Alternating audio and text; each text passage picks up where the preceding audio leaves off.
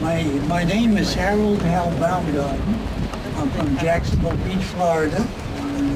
And my theme of today's talk is the defenses at Vierville on D-Day. I must apologize to you. I injured my leg last week, so I'm sitting in this wheelchair. I usually like to run around the beach. I want to tell you something about Omaha Beach. Omaha Beach was 4.5 miles long, 300 yards wide at low tide. And this particular beach was called Dog Green Sector out there. Now you're seeing it at high tide. On D-Day, it was at low tide. So the sand went all the way out 300 yards, 3 football fields in length. This was the smallest but most heavily defended part of Omaha Beach.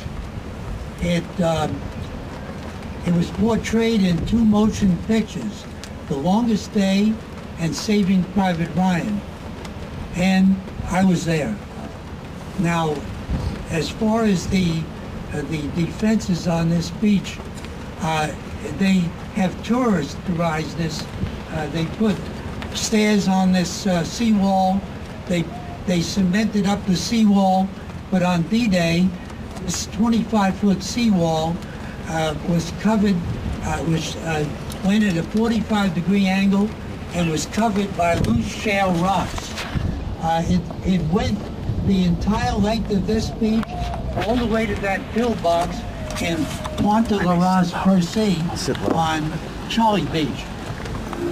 The wall was covered with concertina barbed wire and mines. And the Germans had, well, you had this 100-foot bluff coming up, looming up from that wall, and so that gave them good high ground. The Germans had built 3 huge pillboxes right at the level above the wall, and they numbered them: WN 71, 72, 73. 71 is at the base of this National Guard monument. It fires a 75 millimeter gun eastward along Omaha Beach. This had no effect on our landing, and it had a machine gun emplacement adjacent to it. The second pillbox was WN 72, about midway on this beach, and it contained a 50 millimeter gun on a swivel and could fire through 2 openings, east and west. The pillbox you can see in that cliff overhanging over there was WN 73, and that was camouflaged on D-Day to look like a countryside house, except the lower right-hand window had a German machine gun that fired crosswise across this whole beach and with its deadly fire. So these pillboxes were built into the bluff itself, so they were impervious to sea and air power. The above the pillboxes, the Germans had built zigzag trenches, and they were connected to underground tunnels.